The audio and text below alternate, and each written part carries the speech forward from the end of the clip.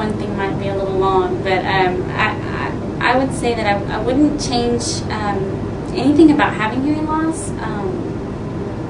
It's who I am. I was born that way, and I'm very proud of who I am. So I never looked at it as an impairment or anything that would cause me not to be able to do anything like everyone else.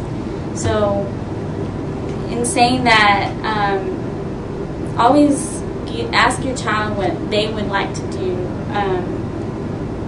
about their situations. Talk with them and let them know they can do anything that they desire and that you support them. Because I think every child has struggles, whether they have hearing loss or not, and it shouldn't take anything away from their goals. Be patient. Remember when you are frustrated because they aren't hearing you. That think how frustrated that they are that they can't hear you. That's one thing I remember growing up is feeling like I was frustrated because I didn't want to be in trouble if I couldn't hear someone or be made fun of or whatever. But at home, that's where you should feel the safest and the sense of emotions and how you can be yourself. So be patient and remember that when you're frustrated, I promise you they are frustrated for you and for themselves too, and to be patient with that. And learn new communication strategies. I think that's a huge thing.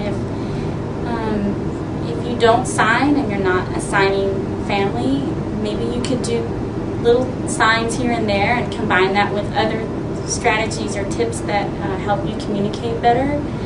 Whatever that is for you, you can decide. Maybe you have rules that if one person needs to talk to the other, then you won't yell across a room, or if someone's back is turned, you will actually go to that person in person and look at their face, and you have maybe a flashing light for a signal, or if you go into a room, you flash a light, a switch.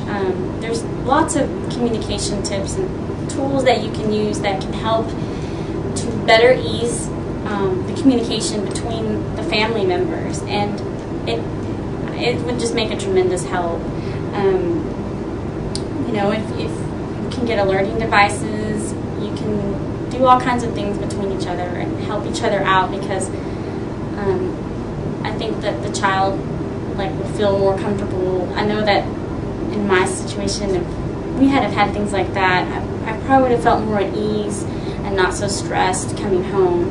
Because if all day you're struggling to hear or to learn and you have hearing loss, but you don't have any other accommodations, then you come home, you're tired, and it's even harder to try to concentrate at home when you're just mentally drained. So I think it's good to figure out communication strategies and tips that work for your family and try to do that together. And if anything, it'll bond you closer. It'll make things better within the relationships. And get involved. Get involved with the community.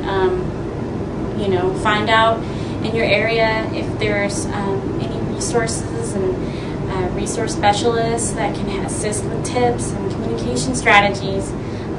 Just be more involved. I think the closer you stay, the closer the bond will be, and the communications will be better.